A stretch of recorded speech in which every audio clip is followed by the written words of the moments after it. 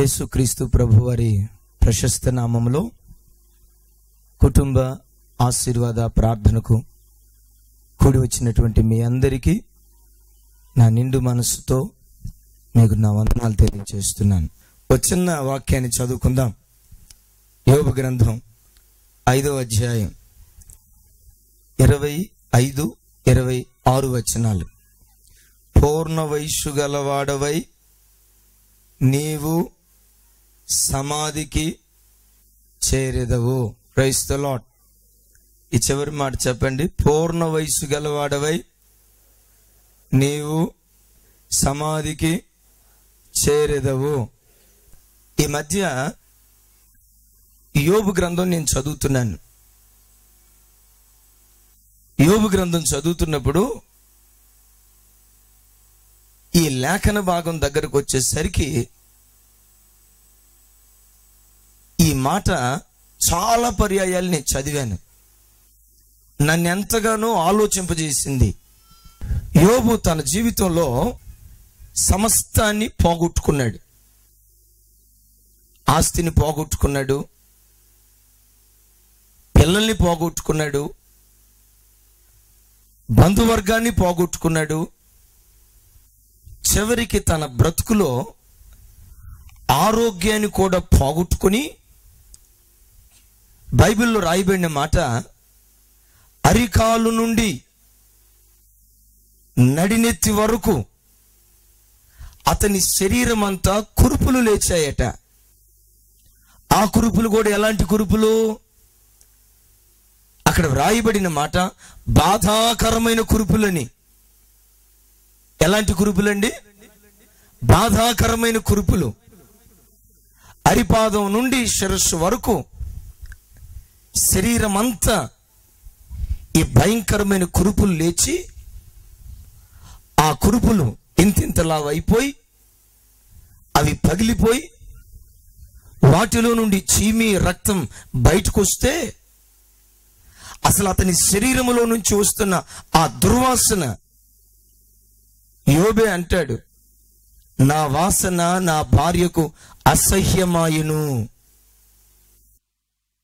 లోకంలో ఎవరు అసహ్యించుకున్నా భర్తను భార్య అసహ్యించుకోదు, భార్యను భర్త అసహ్యించుకోడు. కావాలంటే ఒక పూట కొట్లాడుకోమంటే కొట్లాడుకుంటారు, కానీ ఉదయం కొట్లాడుకున్న సాయంత్రం అయ్యేసరికి మరలా మంచి అయిపోతారు. కానీ యోబు జీవితంలో రాయబడిన మాట ఏమిటంటే, నా వాసన నా భార్యకు అసహ్యమైపోయింది. ఎందుకు అసహ్యమైపోయింది అంటే, అంత దీనస్థితిలో ఉన్నాడు యోబు. ఒకప్పుడు ఊజు దేశంలోనే మహా గొప్ప ధనవంతునిగా ఉన్న ఈ యోబు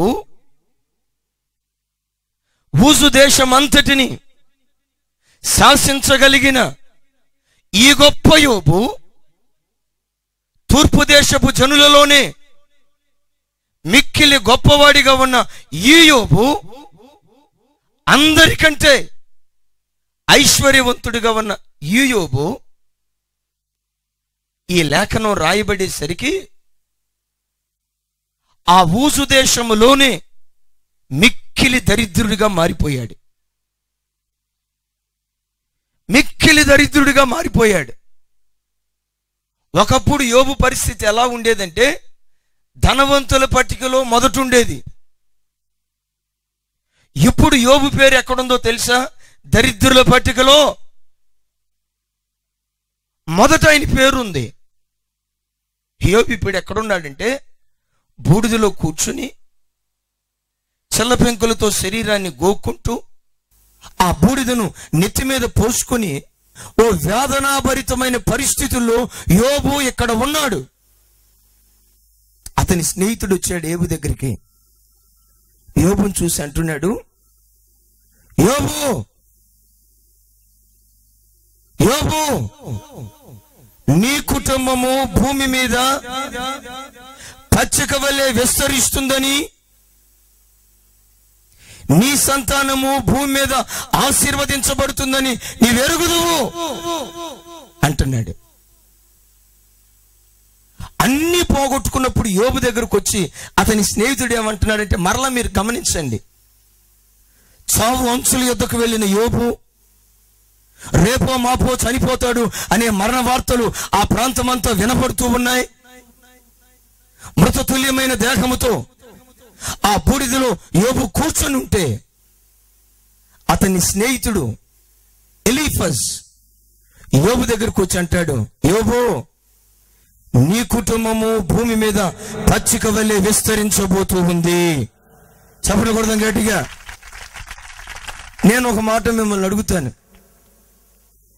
ఈ లేఖనం రాయబడిన సందర్భంలో యోబుకు కుటుంబం ఉందా? యోబుకు కుటుంబం ఉందా? 7 కుమారులు చనిపోయారు, ముగ్గురు కుమార్తెలు చనిపోయారు, 10 మంది పిల్లలు చనిపోయారు. ఆస్తి పోగొట్టుకున్నాడు, ఐశ్వర్యం పోగొట్టుకున్నాడు. ఇక తన బ్రతుకులో తనకేమైనా ఉందా అంటే రోగం తప్ప, అవమానం తప్ప, ఎగతాళి తప్ప, నింద తప్ప, కన్నీరు తప్ప అతని బ్రతుకులో మరి ఏమీ లేదు. ఒక్కసారి మీరు ఆలోచించండి.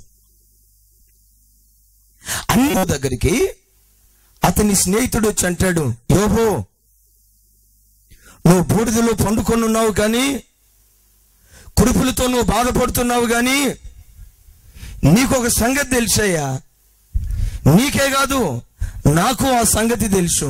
ఏమిటో తెలుసా?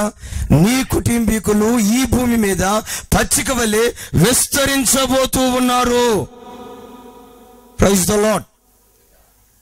మీరు ఆలోచించండి, పిల్లలు ఎప్పుడో చనిపోయారు, కుటుంబం ఎప్పుడో పాడైపోయింది, అసలు యోబు కుటుంబమే లేదు, అంతా పోగొట్టుకున్నాడు. పోగొట్టుకొని ఆ దేశములోనే అతి దరిద్రుడిగా మిగిలిపోయాడు. ఈరోజు ఈ ప్రార్థనకు వచ్చిన సహోదరి సమస్తాన్ని పోగొట్టుకొని ఒకప్పుడు సంతోషభరితమైన జీవితంలో జీవించి ఈరోజు ఏడుస్తూ నువ్వు ప్రార్థనకు వచ్చావేమో. ఇక నాకు బ్రతుకు లేదు, నా భర్త మారడు, నా అప్పుల సమస్య తీరదు, నా బ్రతుకంతా ఈ కన్యలతోని నేను బ్రతకాల్సి వస్తుంది, ఎవ్వరూ నా బ్రతుకును బాగు చేయలేరు, ఇది నా తలరాత, ఇది నా తలరాత అని ఒకవేళ రోజు తలబాదుకుంటూ ఈ ప్రార్థనకు వచ్చావేమో. పరిశుద్ధాత్మ దేవుడు నాలో ఉండి నీతో మాట్లాడబోతున్న మాట, నీ కుటుంబీకులు ఈ భూమి మీద పచ్చిక వలె క్షేమాన్ని పొందబోతూ ఉన్నారు. Praise the Lord. నీ కుటుంబీకులు పరలోకంలో సంతోషాన్ని అనుభవించడం కాదండి, పరలోకం సంగతి తర్వాత.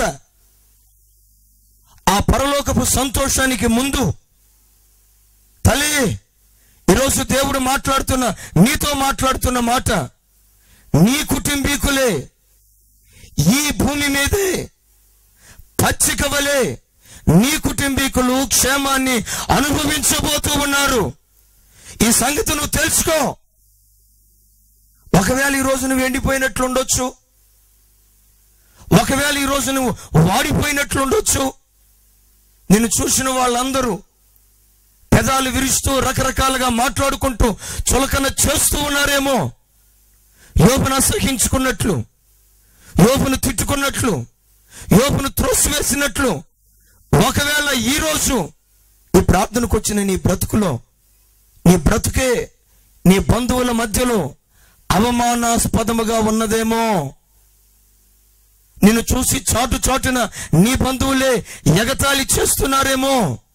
ఈరోజు నాలో నుంచి నా దేవుడు నీతో మాట్లాడుతున్న మాట, నీతో దేవుడు సెలవిస్తున్న ఈ దివ్యమైన సంగతి, ఎవరి మధ్య నీవు అవమానపరచబడ్డావో, ఎవరి మధ్య నీవు నిందించబడ్డావో, ఎవరి మధ్య నీవు చులకన చేయబడ్డావో, అదే ప్రజల మధ్య నేను కనపరచబోతున్నాను, అదే ప్రజల మధ్య నేను ఆశీర్వదించబోతున్నాను, అదే ప్రజల మధ్య అదే ప్రజల మధ్య ఘనాస్పదముగా నిన్ను నీ పిల్లలను నేను ఆశీర్వదించబోతున్నాను. ఎండిపోయిన ఈ స్థితి యోబు, ఎండిపోయిన ఈ స్థితి నీ బ్రతుకులో కొద్ది కాలమే. ఈరోజు వాడిపోయినట్లుగా ఉన్నావయ్యా. ఈ వాడిపోయిన అనుభవం కొద్ది రోజులే నీకుంటుంది. ఆ తర్వాత ఈ ఊసు దేశమంతా విస్తరించి ఓ పచ్చిక బయలుగా దేవుడు నీ బ్రతుకును నీ కుటుంబాన్ని ఆయన మార్చబోతున్నాడు. చప్పట్లు కొడదాం గట్టిగా. ఆలోచించా నేను. కుటుంబం లేనప్పుడు కుటుంబం అంటాడేంటి? అన్ని పోగొట్టుకున్నప్పుడు నీవు క్షేమాన్ని పొందుతావు అంటాడేంటి? నిరీక్షణకు ఆధారము లేనప్పుడే, నమ్మటానికి కారణము దొరకనప్పుడే, విశ్వసించటానికి హేతువు ఏది లేనప్పుడే ఎలీఫజ్ మాట్లాడుతున్నాడు. ఒకసారి ఆ వాక్యం మీద మీరు చేయి పెట్టుకోండి, చిన్న ప్రార్థన చేసుకోండి. నా కుటుంబం ఈ భూమి మీద పచ్చిక వెళ్ళి విస్తరించాలి. విశ్వసించి ప్రార్థన చేసుకో. ఇదే స్థలములో దేవుడు నీ బ్రతుకులో కార్యం చేయబోతున్నాడు. నువ్వు లేచి బయలు వెళ్ళేటప్పుడే దేవుని మహిమను పొంది నువ్వు బయలుదేరి వెళ్తావు. అయ్యా అడుగు ప్రభుని. ఆ వాక్యం మీద చేయబెట్టి ప్రభుని అడుగు. పరలోకంలో నేను సంతోషం పొందటం కాదయ్యా, ఆ సంతోషం ఈ భూమి మీదే నేను పొందాలి. నేను నా కుటుంబం. హల్లెలూయా హల్లెలూయా. రావ్ షబా లా తిరబా నా సిబి రిబినా షబా లా తిరా షమానా రిలా షబా లా తిరబా నా షిరా రిబినా షబా రావ్ షమానా తిరా. ఈ వాక్యం నమ్మి ఎవరైతే ప్రార్థిస్తున్నారో, ప్రభువా వీరి బ్రతుకులు పచ్చిక వలె చేయండి, వారి కుటుంబాలు పచ్చిక వలె చేయండి. విశ్వాసం ఉంచిన ప్రతి బిడ్డను వారి కళ్ళల్లో ఆనంద బాష్పాలు చూడాలయ్యా. వారి కళ్ళల్లో ఆనంద బాష్పాలు చూడాలి. వారు వారి పిల్లలు పచ్చిక వలె విస్తరించాలి. మీరు కార్యం చేయ్యా, కార్యం చేయి.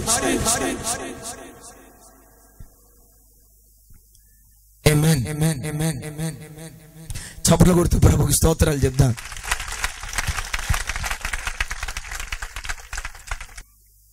ఈ ఎలీఫజ్ యోబును చూసి ఈ మాట మాట్లాడటానికి కారణం ఏంటంటే, యోబు కష్టాన్ని చూడక మునుపు ఈ ఎలీఫజ్ యోబులో నీతిమంతత్వాన్ని చూశాడు. యోబులో ఉన్న నీతి, యోబులో ఉన్న పవిత్రత, యోబులో ఉన్న దైవభక్తి, యోబులో ఉన్న యథార్థత, యోబులో ఉన్న ఆ దైవికమైన ఆసక్తి అతని స్నేహితుడైన ఎలీఫజ్ యోబులో చూశాడు. నేను మరలా చెప్తున్నాను, యోబు కష్టాన్ని చూడక మునిపే యోబులో నీతిమంతత్వాన్ని చూశాడు. బైబిల్ ఏమంటుందో తెలుసా? నీతిమంతుడు 7 మారులు పడిపోయినా మరలా తిరిగి లెగుస్తాడు.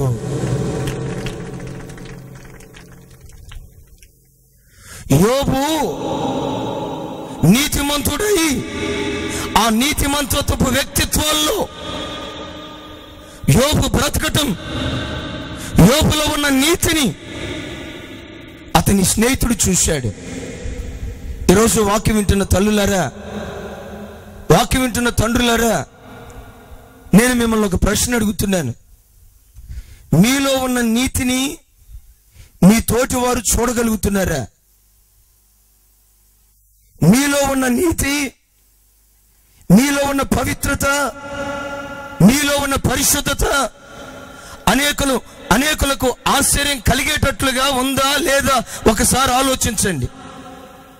మిమ్మల్ని చూసిన అన్ని జనులు, వీళ్ళకి మనకేం తేడా ఉంది, మనం అంతే వాళ్ళంతే, మనం ఎట్లా మాట్లాడతాం వాళ్ళు అంతే మాట్లాడతారు, మనం ఎలా తిరుగుతాము వాళ్ళు అంతే తిరుగుతారు, మనం ఏ చెడు పనులు చేస్తామో వారు కూడా అవే చెడు పనులు చేస్తారు, వారికి మనకి ఏం పెద్ద తేడా లేదు అన్నట్లుగా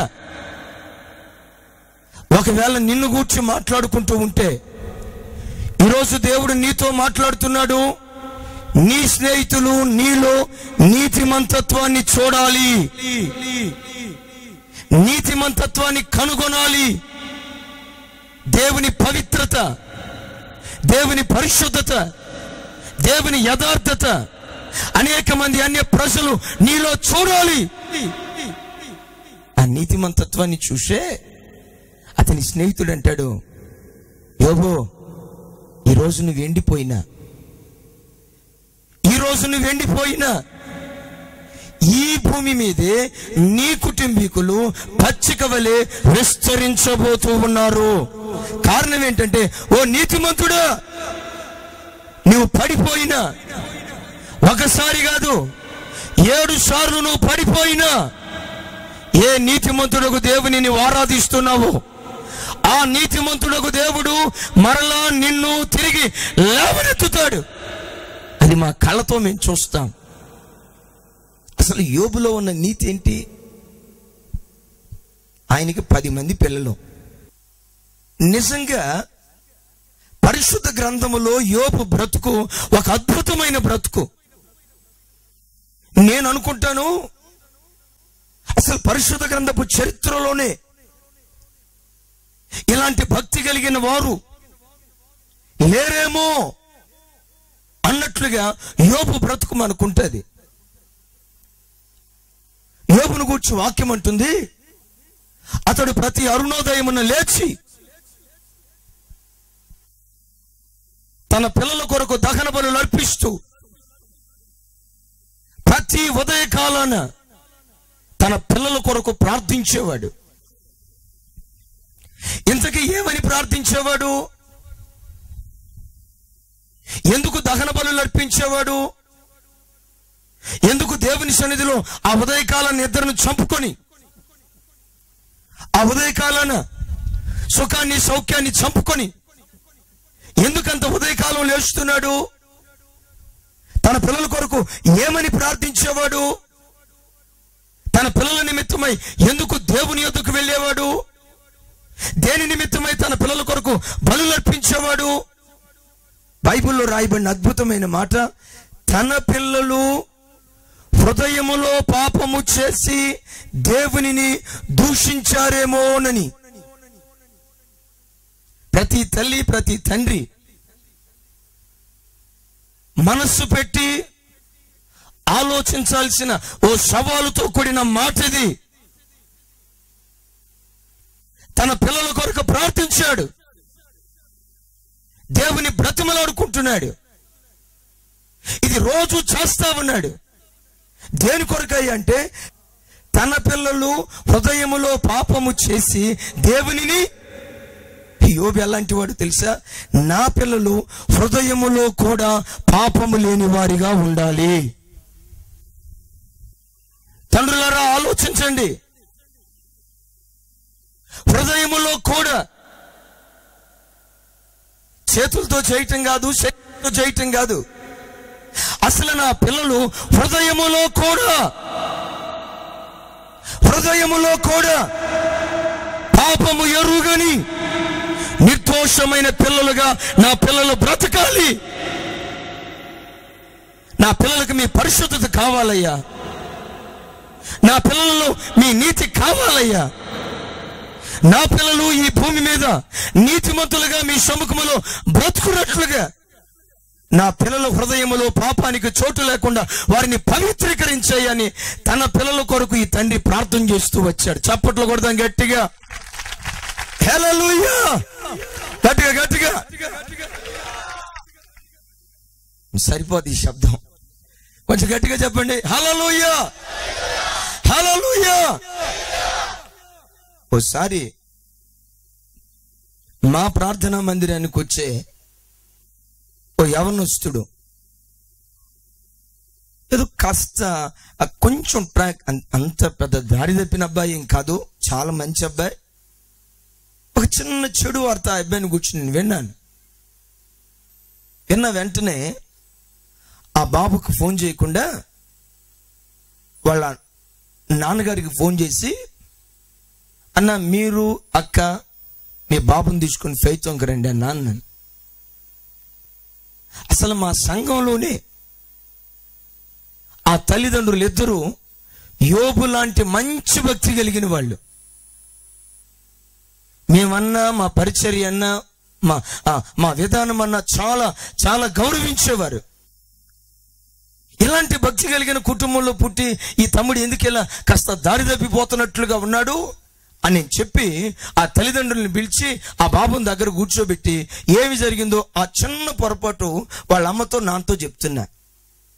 నేను మాటలు చెప్తూ ఉంటుండగానే వాళ్ళమ్మ భయంకరమైన కోపంతో లేచింది. భయంకరమైన కోపంతో లేచింది.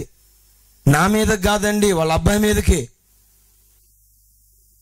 నా మీదకి అనుకునేరు గాక ఒక్కసారి అలా కోపంగా లేచి ఓ రకంగా బిడ్డను పట్టుకోలేదు. కానీ ఆ బిడ్డ దగ్గరికి ఆ తల్లి ఎంత భయంకరంగా, రేయ్ ఇలాంటి బ్రతుకు నువ్వు బ్రతికేదానికంటే నువ్వు చస్తే మేలురా, మా కొడుకు ఎలా దారి తప్పుతున్నాడు అనే వార్తలు మేము వినే కంటే అసలు కొడుకు లేడనే వార్త వింటేనే అది మాకు మేలురా. మా కడుపున భక్తి లేని కొడుకు పుట్టాడని ఆ నిందను మేము మోసేదాని కంటే ఎందుకురా మాకు అవమానం తెస్తావు? నేను అన్నాను, ఆ అబ్బాయి ఏం చేయలేదు, నేను ఊరకు చెప్తున్నానమ్మా, అరే భవిష్యత్తులో ఏమైనా ఇబ్బంది అవుతుందేమో నేను చెప్తున్నానమ్మా అంటే ఆ తల్లి మాత్రం ఎక్కడ లేని ఆవేశంతో, దాన్ని ఆవేశం అనటం కంటే కూడా అది దైవావేశం. Praise the lord. అది దైవావేశం. ఆ కుటుంబాన్ని నేను ఈరోజు చూస్తే ఏదో డిగ్రీ వరకు చదివాడు ఆ బాబు, నెలకి 27,000 రూపాయలు సంపాదిస్తాడు. కొడదాం చాపట్లో. నాకు అప్పుడు అనిపించింది ఏమిటంటే, ఈ తల్లిదండ్రులు నీతిని ప్రేమించేవారు, నీతి కొరకు ఆకలి దప్పులు కలిగిన వారు. బైబిల్ ఏమంటుందో తెలుసా? నీతి కొరకు ఆకలి దప్పులు గలవారు ధన్యులు, పరలోక రాజ్యము వారిది. అంటే నీతిమంతుడు చనిపోయిన తర్వాత పరలోకానికి వెళ్తాడని మాత్రమే కాదు. మీకు తెలుసా, ఒక ఇంటిలో నీతి ఉంటే, ఓ తండ్రి మనస్సులో నీతి ఉంటే, ఓ తల్లి మనస్సులో నీతి ఉంటే, పిల్లల హృదయంలో నీతి ఉంటే ఆ ఇల్లే ఒక పరలోకములాగా మార్చబడుతుంది. పరలోకపు ఆనందం ఎక్కడో లేదు, పరలోకపు సంతోషం ఎక్కడో లేదు, పరలోకపు సమాధానం, పరలోకపు నెమ్మది, పరలోకపు పరవళ్ళు ఎక్కడో ఆకాశములో లేవు. గాని సహోదరుడా, దేవుని సన్నిధిని సమీపించిన నీ బ్రతుకులు ఆస్తిని కాదు, వెండి బంగారాలు కాదు, ధనధాన్యాలు కాదు. నేను ప్రకటిస్తున్న ఈ దేవుని నీతిని నువ్వు సంపాదించుకోగలిగితే నేనేమంటానో తెలుసా? ఈ భూమి మీదే పరలోకపు అనుభవాలు నువ్వు అనుభవిస్తావు. చెప్పకూడదు గట్టిగా. కొంతమంది తల్లిదండ్రులు ఎట్లుంటారో తెలుసా? ఆ పిల్లలు దారి తప్పారని తెలుస్తా ఉంటే లోకం మారిపోతుంది కదండి, మనమేం పరలోకంలో లేం కదండి, మన ముందు భూమి మీద కల్చర్ ఇది. కల్చర్కి ఎవడు అతీతం కాదు. యోసేపు దేశములో, యోసేపు కాలములో ఏ కల్చర్ ఉందో అదే కల్చర్ ఈ రోజున ఉంది. ఈ రోజున్న కల్చర్ యోసేపు కాలంలో కూడా ఉంది. దారి తప్పిన పోతీఫర్ భార్యలు ఆ రోజు ఉన్నారు, ఈ రోజు ఉన్నారు.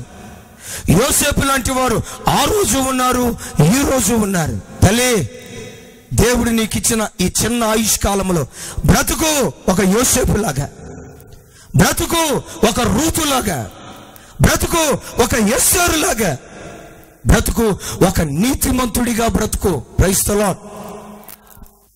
రోజు ఓ పాస్టర్ గారు నన్ను పిలిచారు వాళ్ళ చర్చిలో వాక్యం చెప్పడానికి. ఆ మధ్యాహ్నం వాక్యం అయిపోయిన తర్వాత నాకు భోజనాలు ఏర్పాటు చేశారు. భోజనాలు చేస్తా అక్కడ ఉంటే పాస్టర్ గారు నాకు వడ్డిస్తా ఉన్నారు. ఈలోపు వాళ్ళ సంఘ విశ్వాసం వచ్చి, అన్న పలానా అన్నను పిలుచుకురమ్మన్నారు కదా, ఇదిగో నా పిలుచుకొచ్చానన్నా, ఇదిగో పలానా చోట ఉన్నాడన్నా అన్నారు. సరే, ఆ వెంటనే చూసి పిలవండిరా లోపలికి అన్నారు. లోపలికి పిలిచిన తర్వాత, నేను ఇక్కడ భోజనం చేస్తున్నానండి, అల్లంత దూరాన ఈ దైవజనుడు ఆ తండ్రితో మాట్లాడుతున్నాడు. అయ్యా, సంఘములో అందరూ మీ కొడుకును గూర్చి భయంకరంగా చెడుగా మాట్లాడుకుంటున్నారు. వాడు కాలేజీకి వెళ్ళేటప్పుడు ఇలా ఆ గర్ల్ ఫ్రెండ్ అని బాయ్ ఫ్రెండ్ వీళ్ళు వెంటేసుకొని తిరుగుతున్నట్లుగా సంఘంలో చాలా మంది చెప్తున్నారు. కనీసం మీ కొడుకు నువ్వు బుద్ధి చెప్పాయా? కనీసం నీ కొడుకు బుద్ధి చెప్పాయా అన్నాడు. ఈ బుద్ధి మాటలు దైవజనుడు చెప్తా ఉంటే ఆ పెద్ద ఆయన 45 సంవత్సరాల పెద్ద ఆయన ఏమన్నాడు తెలుసా? పాస్టర్ గారిని చూసి, ఏం పాస్టర్ గారు, ఏదో లోకంలో లేని విచిత్రాలని చెప్తున్నట్లుగా చెప్తారేంటి? మీరు చెప్పండి, ఈ రోజున యవ్వన కాలంలో ఎవరంత పవిత్రంగా బ్రతుకుతున్నారు అన్నాడు. మరలా అన్నాడు, మీకు తెలియదు కానీ మన చర్చిలో కూడా 2-3 అట్లా ఉన్నారు. అదేంటో కనపడే వాళ్ళందరికీ మా పిల్లలే కనపడతారు. మా పిల్లలు తప్పితే మరి ఎవరు మీకు కనపడలేదు, మా పిల్లలే మీకు కనపడతారు అని. గమనించండి, ఆ దైవజనుడు మాట్లాడుతూ ఉంటే ఈ తండ్రి మాట్లాడుతున్న మాటలు నాకు అప్పుడు అనిపించింది, ఈ తండ్రి ఎవరో తెలుసా? దేవుని నీతి ఎరగనివాడు. ఈ తండ్రి ఎవరో తెలుసా? దేవుని పవిత్రత ఎరగని మనుష్యుడు. వాక్యం వింటున్న సహోదరుడా, ఈరోజు నీ గుండెలో ఒక ఆకలి పుట్టాలి. ఏ ఆకలో తెలుసా? నా ఈ చిన్న జీవితంలో ఒక నీతిమంతురాలిగా నేను బ్రతకాలి. నాకు ఆస్తున్నా లేకపోయినా, ధనమున్నా లేకపోయినా, డబ్బున్నా లేకపోయినా, నీతిమంతుడైన నా దేవుని కొరకు నేను, నా పిల్లలు, నా కుటుంబం ఓ నీతి కలిగిన కుటుంబంగా బ్రతకాలి. ఆలోచించండి, యోబు ఈ మాట అన్నాడు, ఇలా ప్రార్థన చేశాడు కదా. ఏమని? తన పిల్లలు హృదయములో పాపం చేశారేమోనని ప్రార్థన చేశాడు కదా. తాగుబో తండ్రి కూడా ప్రార్థన చేస్తాడు. ఏమని? నా పిల్లలు దాగకూడదని. ఇక్కడ మీరు గమనించండి, పిల్లలు హృదయములో పాపం చేయకూడదు, పవిత్రులుగా బ్రతకాలి అని పిల్లల కొరకు ప్రార్థన చేశాడే. మరి ఈ యోబులో ఆ పవిత్రత ఉందా? ఇది ఇక్కడ ప్రశ్న. ప్రతి తల్లి ప్రతి తండ్రి ప్రార్థన చేస్తారు. తిరుగుబోతోడు కూడా నా పిల్లలు తిరగొద్దు అంటారు, చెడిపోయినోడు కూడా నా పిల్లలు చెడిపోవద్దు అంటారు. అయితే నేను చెప్పే మాట ఏంటంటే, నా పిల్లలు హృదయములో పాపము చేయకూడదని ప్రార్థన చేశాడే. మరి అంత నిష్కల్మషంగా యోబు దేవుని సన్నిధిలో బ్రతికాడా? నేను చెప్పే మాట ఏంటో తెలుసా? దేవుడే అతని భక్తిని గూర్చి సాక్ష్యం ఇచ్చాడు. యోబు, భూమి మీదనున్న నరులందరిలో నీవే నా ఎదుట భక్తి కలిగిన వాడివి, నిన్ను మించిన భక్తి పరుడు ఎక్కడ, ఎప్పుడు, ఎన్నడూ నేను చూడలేదు. ఎందుకు యోబులో ఉన్న భక్తి ఏంటి? శరీరంలో 2 అవయవాలు ఉన్నాయండి. వేటినైనా కంట్రోల్ చేసుకోవచ్చు, కానీ వాటిని కంట్రోల్ చేయలేం. కంట్రోల్ చేయలేమన్న సంగతి దేవుడు గుర్తించి శరీరంలో ఉన్న అవయవాలన్నీ ఓపెన్గా పెట్టాడు, కానీ 2 అవయవాలకు మాత్రం తలుపులు పెట్టాడు. ఒకదానికైతే డబుల్ తలుపులు పెట్టాడు, ఒకదానికి మాత్రం జస్ట్ ఆ 2 తలుపులు మాత్రమే పెట్టి వదిలేశాడు. ఎందుకు ఈ కళ్ళకి దేవుడు తలుపులు పెట్టాడు అంటారు? రాళ్ళు పడతాయనా? దుమ్ము పడుతుందనా? సరే, కన్ను గురించి ప్రక్కన పెడదాం. రెండోది ఏది చెప్పండి? తలుపు పెట్టింది. రెండో తలుపు దేనికి ఉందో తెలుసా? నాలుగుకి. 4 దగ్గరకు వచ్చేసరికి ఏమని జరిగిందో తెలుసా? డబల్ తలుపులు పెట్టాడు. ఒకరోజు 4 దంతాలను అడిగిందంట. ఏమని? దంతాలారా, పెదవుల్లారా, ఏమిటి నాకు ఎంత సెక్యూరిటీ ఇస్తున్నారు మీరు? నేను కనపడితే చాలా చక్కగా ఇలా 2 పై దవడ కింద దవడ, పై పెదవి కింద పెదవి 2 కలిపి నాకు దండం పెడతారేంటి అని అడిగిందట. నాలుక దవడని అడిగిందట.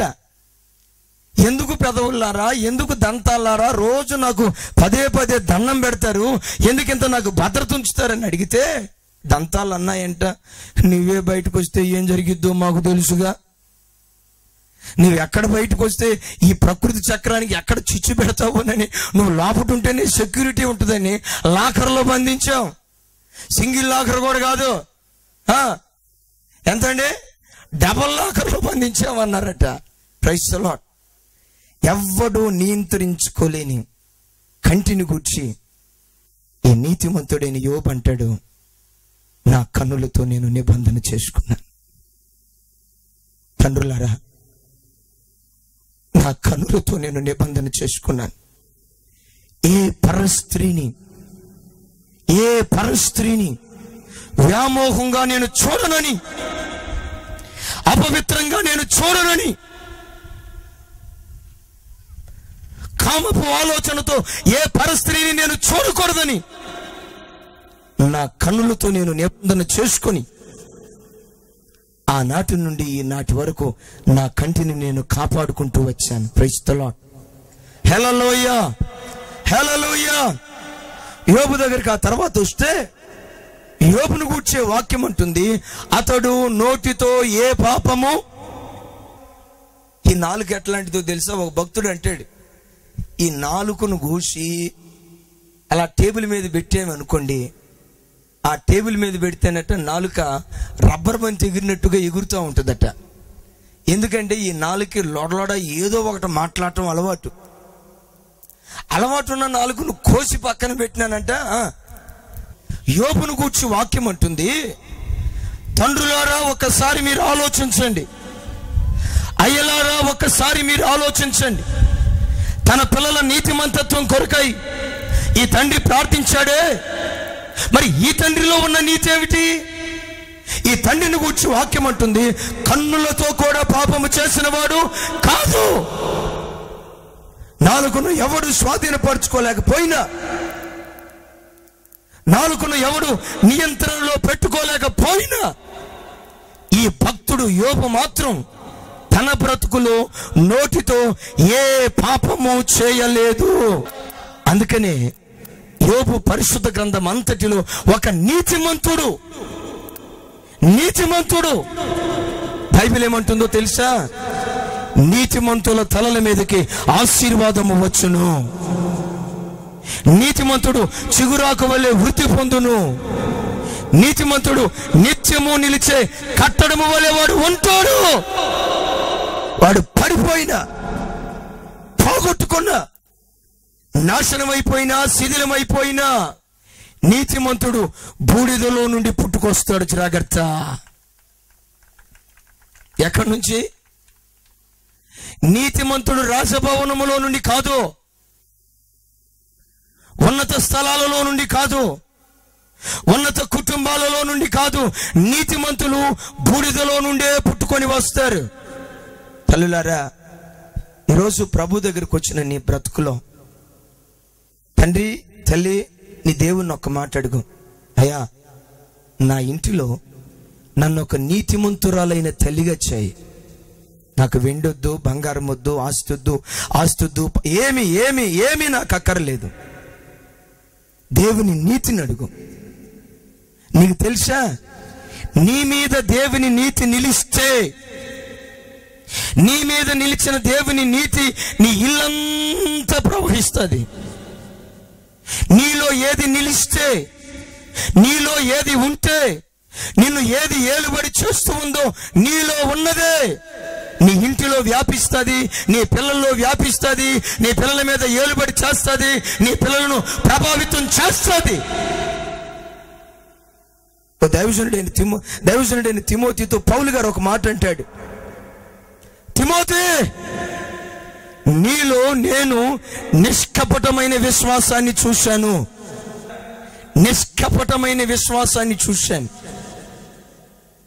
అక్కడ అంటాడు, నీలో ఉన్న ఈ నిష్కపటమైన విశ్వాసం ఒకప్పుడు నీ అవ్వలో ఉండేది.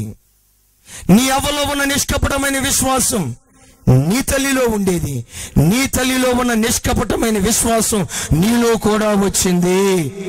చెప్పకూడదు గట్టిగా ఆ మాట చదవండి ఒకసారి. నీ యందున్న నిష్కపటమైన విశ్వాసమును జ్ఞాపకము చేసుకుని నిర్మలమైన మనస్సాక్షితో దేవునికి కృతజ్ఞతలు తెలియచేస్తున్నాను. ఆ విశ్వాసము మొదట నీ అవ్వ అయిన లోయిలోను నీ తల్లి అయిన యూనికేలోను నివసించెను.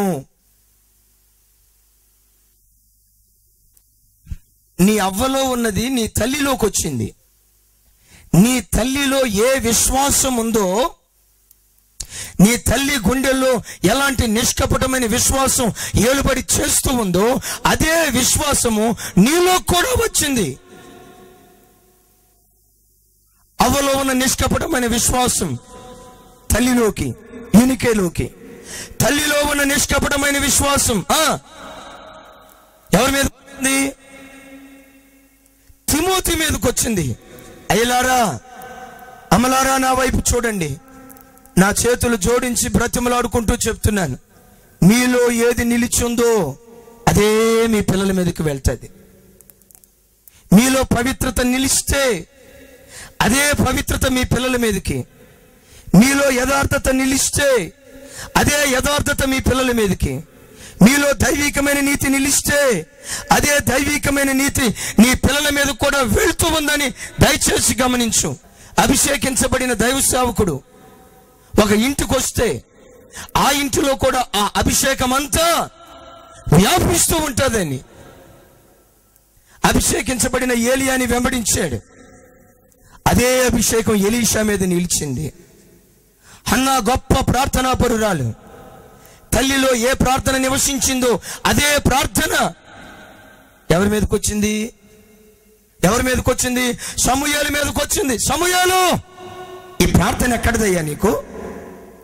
ఇలాంటి ప్రార్థనాత్మ ఎక్కడ నువ్వు సంపాదించుకున్నావు? ఎక్కడ నేర్చుకున్నావు? ఎక్కడ పొందుకున్నావు?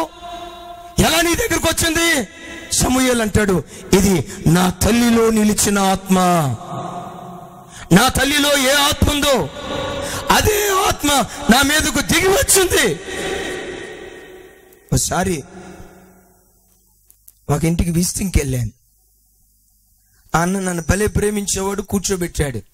మాట్లాడుతా అన్నాడు, అన్న వీడు బొడతోడు 3 సంవత్సరాలు కూడా లేవు కానీ 3-4 సంవత్సరాలు 3.5 సంవత్సరాలు కూడా లేవు కానీ వీడికి ఎంత కోపం అన్నా, ఎంత కోపం అన్నా.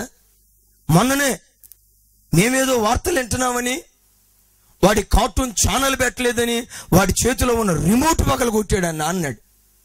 రిమోటే కాదన్నా, వాడికి ఏదన్నా ఇవ్వకపోతే చేతిలో ఏదున్నా అది ఇసిరేస్తానే ఉంటాడన్నా.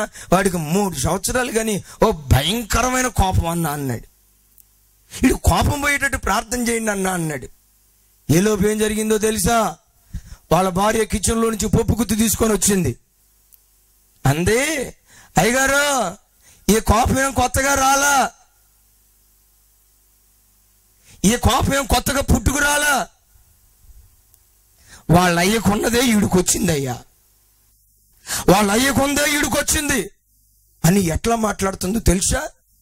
ఆ సింహంలా గర్జిస్తుంది. నేను అనుకున్నాను మీ ఆయింది నీది కలిపి డబల్ అయిపోయిందిలే అమ్మ అనుకున్నా. తల్లులారా, తండ్రులారా, నీలో ఉన్న ఆత్మ నీ ఇల్లు ప్రభావితం చేస్తుంది. జాగ్రత్త. ఇది బైబిల్ చెప్తున్న ఓ వాస్తవమైన సత్యం. నీలో ఏ ఆత్మ ఉన్నదో, నీ అంతరేంద్రియాలలో ఏ ఆత్మ సంచరిస్తూ ఉందో అదే ఆత్మ నీ పిల్లల మీద ప్రభావితం చేసి నీ పిల్లలను నీ వంటి వారిగా మార్చునుగాక. అందుకని నా ప్రార్థన ఏమిటంటే, ఈరోజు ఈ కుటుంబ ఆశీర్వాద ప్రార్థనకు వచ్చిన ప్రతి తండ్రి యోబు కంటే నీతిమంతులగుదురుగాక. యోబు పిల్లల కంటే నీతిమంతులుగా యవనస్తులారా మీరు మార్చబడుదురుగాక. ఒకవేళ ఈ రోజు వరకు ఎలా బ్రతికినా చెడిపోయి ఉండొచ్చు, పాడైపోయి ఉండొచ్చు, దారి తప్పిన వారై ఉండొచ్చు, మిమ్మల్ని చూసి అనేక మంది అవమానకరంగా మాట్లాడొచ్చు. నీ గత జీవితాన్ని సమాధి చేసి, అదిగో పౌలు గారు అన్నట్లు, ఏక మీదట బ్రతుకుట క్రీస్తు కొరకే, ఏక మీదట బ్రతుకుట క్రీస్తు కొరకే. ఈ రోజు నుంచి నేను చనిపోయినా బ్రతికినా ఆశీర్వదించిన దేవుడు ఆశీర్వదించకపోయినా నా ప్రాణం పోయే వరకు నా దేవునికి నమ్మకమైన సాక్షిగా బ్రతుకుతానని నీవు తీర్మానం చేసుకోగలిగితే ఈ ఆశీర్వాద ప్రార్థనలో దేవుడు ఏమంటున్నాడు తెలుసా? నీ కుటుంబీకులు భూమి మీద పచ్చిక వలె విస్తరించబోతూ ఉన్నారు. Praise the Lord. ఒకటి, నీతిమంతుడు నీతిమంతత్వం మాత్రమే కాదు, పరిశుద్ధ గ్రంథంలో ఈ యోబు ఒక గొప్ప ప్రార్థనాపరుడు. ఈ చిత్రం ఏంటంటే, రోజు తన పిల్లల కొరకు అరుణోదయాన్ని లేచి 5 గంటలు ప్రార్థన చేసేవాడు ఈ తండ్రి. ఎలా 5 గంటలు చెప్పమంటారా? 10 ఒక్కొక్క కుమారుడు కొరకు, కుమార్తె కొరకు ప్రత్యేకంగా దహన బలులు అర్పించేవాడు. చరిత్ర గ్రంథాలు చెప్తాయి, ఒక్కొక్క దహన బలి పూర్తి చేయటానికి 1/2 గంటకు పైగా సమయం పడుతుందని. తనకు 10 మంది పిల్లలు, 10 మంది నిమిత్తం దహన బలులు అర్పిస్తూ ప్రార్థన చేయటానికి సుమారుగా 5 గంటల సేపు తన పిల్లల కొరకు ప్రార్థించేవాడు ఈ తండ్రి. అయ్యలారా, నా పిల్లల కొరకు నేను కష్టపడుతున్నాను అని నువ్వు చెప్తున్నావే, కానీ రోజుకు 12 గంటలు 16 గంటలు కష్టపడి నువ్వు పనిచేయగలుగుతున్నావే, కానీ నేను అడిగే ప్రశ్న, రోజు నీ పిల్లల కొరకు కనీసం 1/2 గంట అయినా నువ్వు ప్రార్థన చేయగలుగుతున్నావా? ఇదే దేవుడు నేను అడుగుతున్న ప్రశ్న. సంపాదిస్తున్నావు పిల్లలకి, మంచిదే. ఇల్లు కొంటున్నావు, పొలాలు కొంటున్నావు, మంచిదే.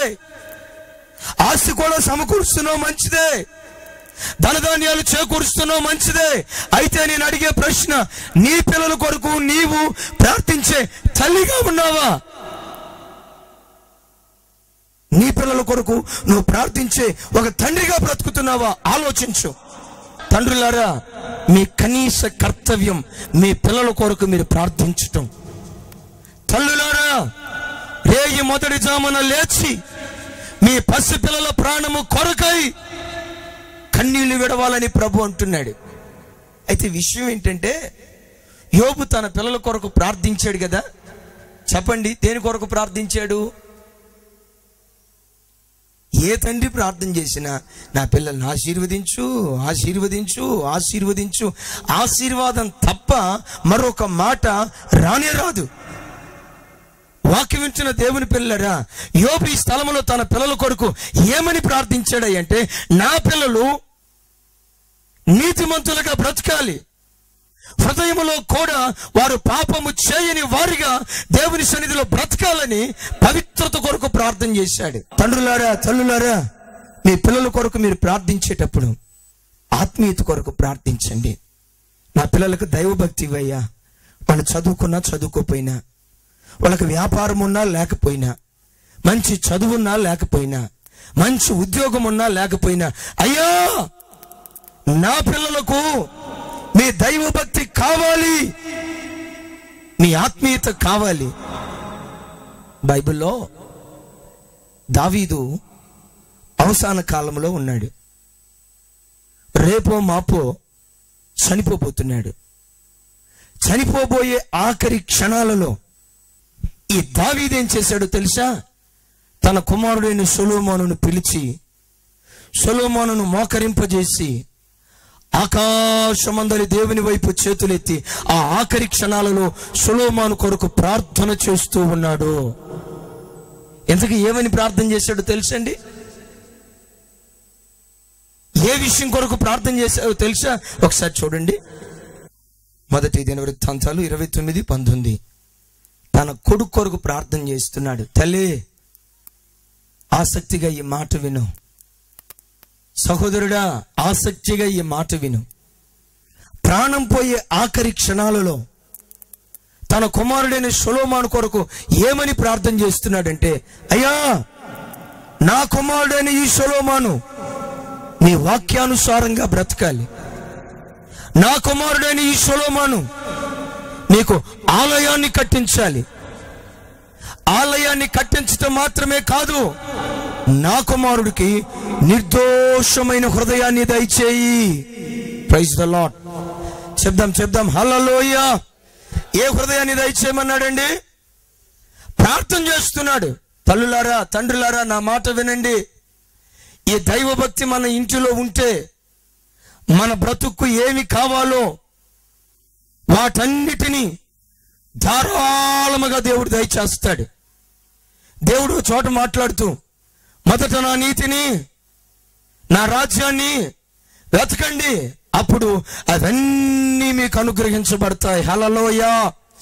అందుకని ప్రభు చెప్తున్న మాట ఏమిటంటే, తల్లి, తండ్రి, యవనస్తుడా, ఈ ఆశీర్వాద ప్రార్థనలో దేవుడు నీతో మాట్లాడుతున్న మాట, ఈ వాక్యం వింటున్న నీవు ఒక ప్రార్థనాపరుడుగా బయలుదేరు. ప్రార్థనాపరుడిగా ఈ స్థలంలో నుంచి బయలువెళ్ళు. కనీసం దినానికి 2 గంటలైన ప్రభు సన్నిధిలో మోకరించి కన్నీళ్లు విడు. ఈ కన్నీటి ప్రార్థనలో నుండే ఓ పచ్చిక బయలు లాంటి ఆనందకరమైన కుటుంబాన్ని దేవుడు నీకు పుట్టించునుగాక. ఈ పచ్చిక బయలు లాంటి కుటుంబాన్ని ఎక్కడి నుంచి పుట్టిస్తాడో తెలుసా? ఈ కన్నీటి బొట్టలో నుండే, ఈ కన్నీటి ప్రార్థనలో నుండే. నేను ఒక తల్లిని ఎరుగుదును. ఓ తల్లికి ఓ కుమారుడు, 2 కుమార్తెలు. వారు చిన్న పిల్లలుగా ఉన్నప్పుడే భర్త చనిపోయాడు. విధవరాలైపోయింది. భర్తను పోగొట్టుకుంది. తినటానికి తిండి లేక, కట్టుకోవటానికి బట్ట లేక, టైలరింగ్ పని చేస్తూ వచ్చే ఆ 5-10 రూపాయలతో పిల్లల్ని పోషించుకోలేక, మేము వెళ్ళే ఆ మంచి దైవజనుడు ఏదో కాస్త గంజి, కాస్త ఆ బియ్యం ఇస్తే దైవజనుడు ఇచ్చిన ఆ కొద్ది ఆహార పదార్థాలతో భారంగా తన కుటుంబాన్ని నెట్టుకుంటూ వచ్చింది. అయితే భౌతికంగా ఆమె విధవరాలు, పేదదే గాని ఆత్మీయంగా ఆమె భాగ్యవంతురాలు, ప్రార్థనలో భాగ్యవంతురాలు. మోకరించిందంటే ఓ గంటన్నర ప్రార్థించింది, మోకాళ్ళ మీద నుంచి లేవదు. మోకరించిందంటే ఆ భూమి మీద కన్నీటి చుక్కలు విడవనిదే, కన్నీటి బొట్లు నేల మీద రాల్చనిదే. ఆ ప్రార్థనలో నుంచి లేవదు. నేను ఎరిగిన సంగతి ఏమిటంటే, భౌతికంగా విధవరాలు అయి ఉండొచ్చు, ఆత్మీయ త్రాసులో ఆమెను చూస్తే, ఆమె ప్రార్థనా జీవితాన్ని చూస్తే, మరో రకంగా చెప్పాలంటే ఆ సంఘములోనే గొప్ప కన్నీటి ప్రార్థనా పరురాలు. 7 నెలల క్రితం మేము ఓ చోట ప్రార్థన నుండి వెళ్తే, ఆ ప్రార్థనకి ఈ విధవరాలి కుమారుడు కూడా వచ్చాడు. ఆ ప్రార్థనకి ఎలా వచ్చాడో తెలుసండి? కారు వేసుకొని వచ్చాడు. నాకు అర్థం కాల, ఏమిటి కారు ఇస్తుందా, లేకపోతే కారు డ్రైవర్గా ఏదో ఇంజనీరింగ్ అవుతున్నాడు అన్నారు, కారు ఇస్తుందా, నాకు అర్థం కాక ఆ ప్రార్థన అయిపోయిన తర్వాత అడిగాను, తమ్ముడు ఏం చేస్తున్నారు అన్నాను. అన్నా, దేవుని మహాకృపను బట్టి సెంట్రల్ గవర్నమెంట్లో మంచి ఇంజనీర్ ఉద్యోగాన్ని దేవుడిచ్చాడన్నా అన్నాడు. అమ్మ బాగుందా అన్నాను. బాగుందన్నా అన్నాడు. తమ్ముడు ఏమిటిది అన్నాను. అన్నాడు, ఈ కారు మా అమ్మ కోసం నేను కొన్నాను, మా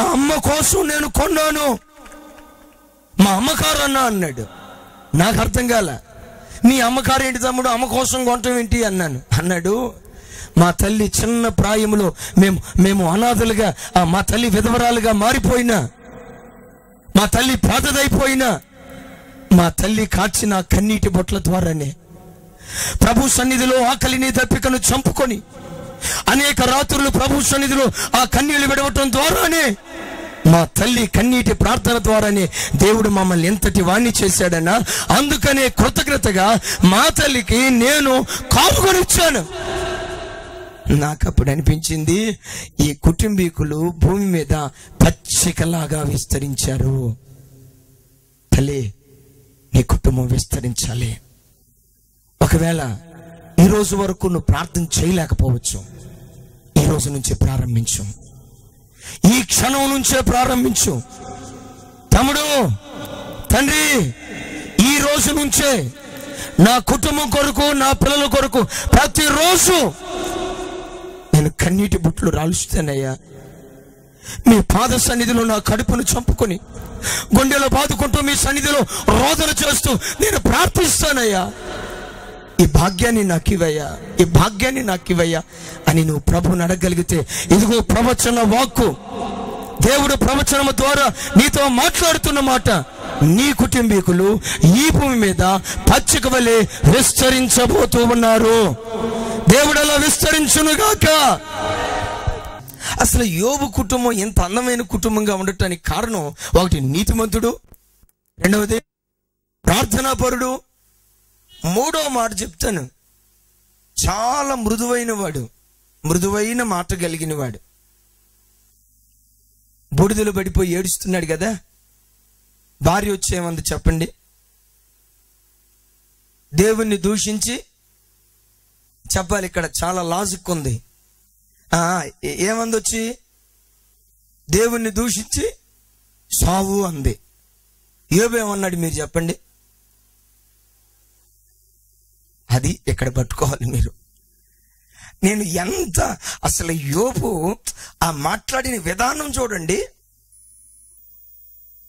నువ్వు చావు అని భార్య అంటే యోబు అంటాడు, మూర్ఖురాలు మాట్లాడినట్లు నువ్వు మాట్లాడుచున్నావు.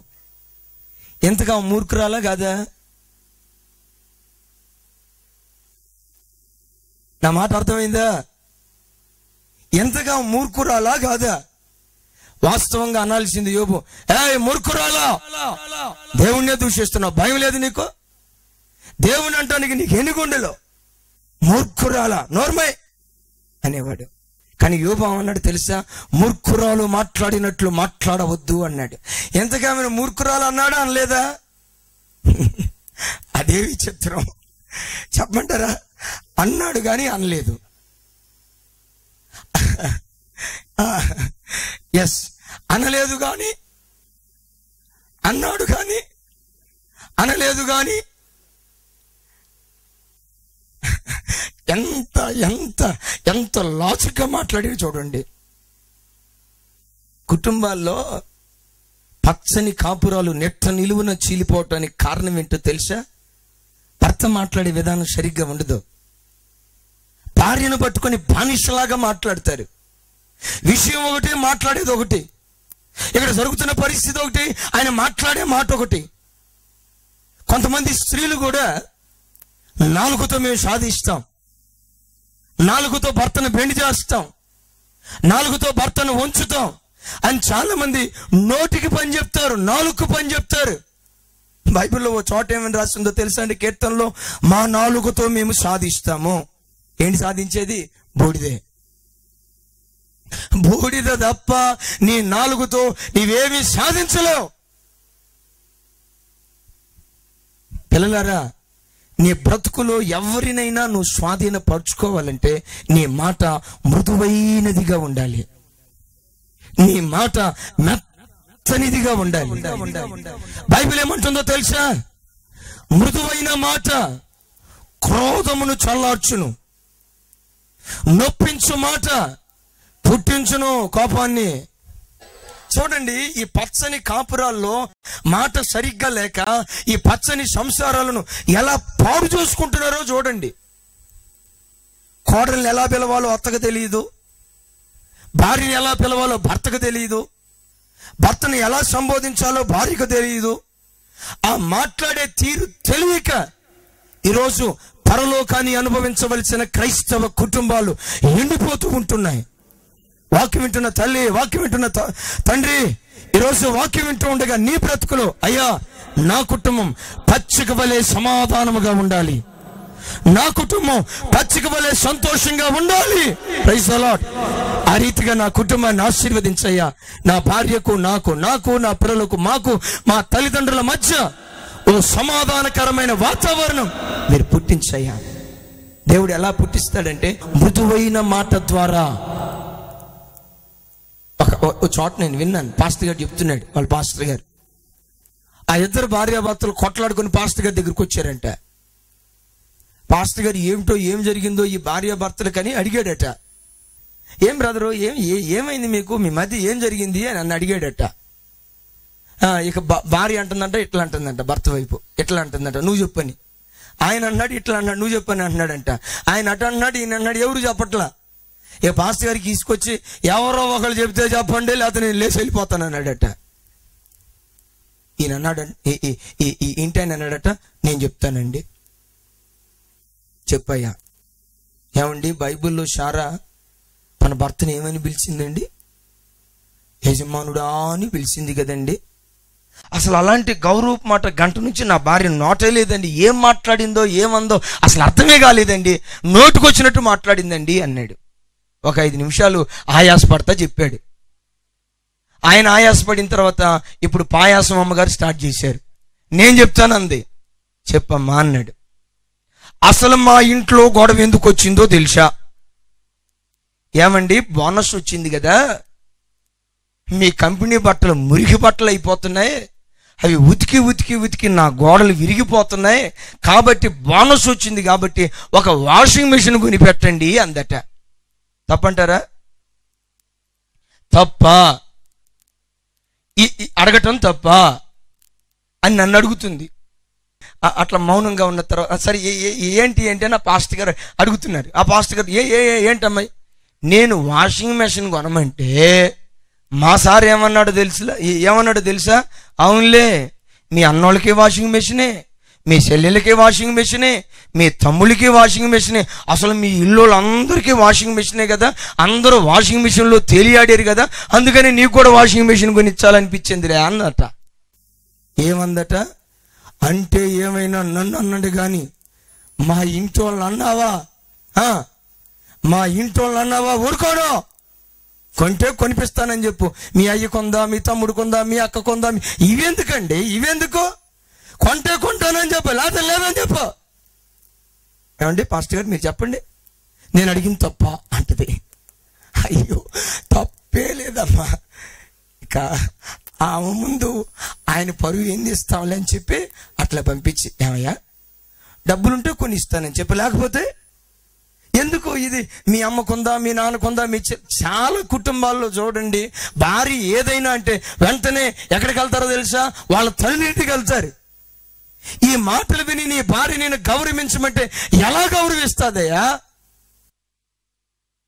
అయ్యలారా నా మాట వినండి, నీ మాట మృదువుగా ఉంటే నీ కుటుంబమే ఓ చిన్న పరలోకం లాగుంటుంది.